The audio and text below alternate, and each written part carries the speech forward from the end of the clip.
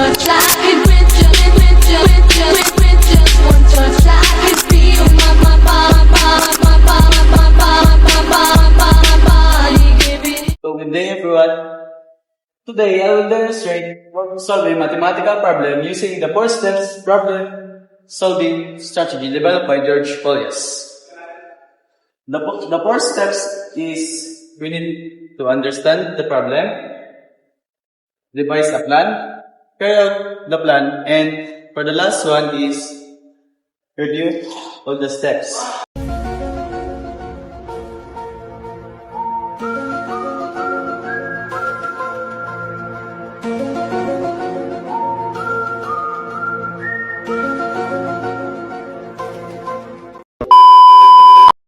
For my example, I will use a Fibonacci sequence.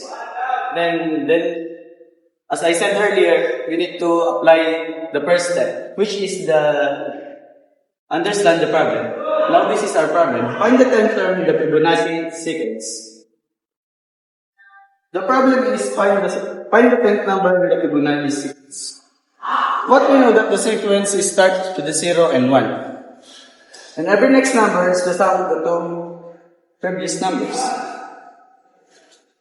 You need to determine that the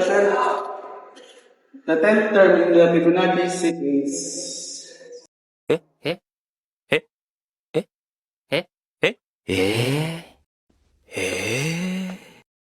Now we're done to the first step. Let's jump to another step, which is the second step, devise a plan. My plan is to list the Fibonacci numbers one by one until I reach the 10th term. Since each number is the sum of the two previous numbers, I will keep adding them step by step. Now let's proceed to the third step, which is the carry out the plan. I will follow the plan and compute the sequence. The first term is 0.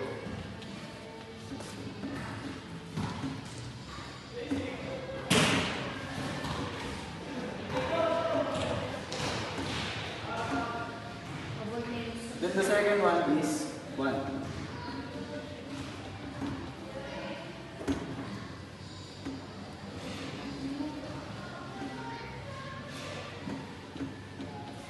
Now we add the previous two numbers to get the next term. So this is how we conduct the procedure. 0 plus 1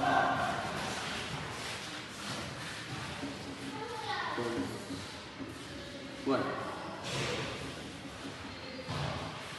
Then now let us continue the procedure. Then 1 plus 1, 2.